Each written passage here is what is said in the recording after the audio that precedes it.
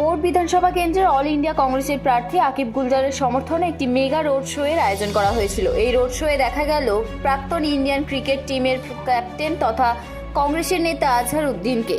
Azharuddin hood খোলা গাড়িতে করে ঘুরে মানুষের কাছে আকিব গুলজারের জন্য ভোট চাইলেন। এই র্যালিটি শুরু হয় ঢোল বাজনা নিয়ে। র্যালি শুরু হয়েছিল মমিনপুর এলাকা থেকে। আকিব গুলজার জানান, আমার বিশ্বাস আছে 29 তারিখ মানুষ আমাকে দুহাত তুলে আশীর্বাদ করবেন। উনি আরো জানালেন, যদি জিতে যান প্রথমেই উনি সরকারি হাসপাতাল করবেন, কারণ এখানে হাসপাতালের খুব সমস্যা। এছাড়াও আরো কি বার্তা দিলেন শোনাবো আপনাদের। এবং ভালো লাগলো যে আমাদের সর্বভারতীয় কংগ্রেস কমিটির তরফ থেকে আজহারউদ্দিন সাহেবকে পাঠানো হয়েছিল। আমরা আশাবাদী যে এখানে আমরা জয়লাভ করবো কলকাতা বন্দর বিধানসভায়।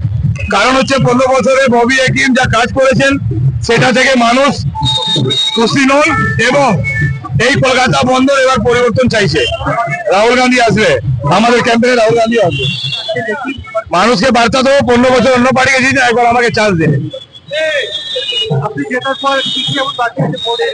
সব থেকে আগে এখানে হাসপাতাল করবো আর যারা বেরোজগার আছে তাদের চাকরি সুনিশ্চিত করবো।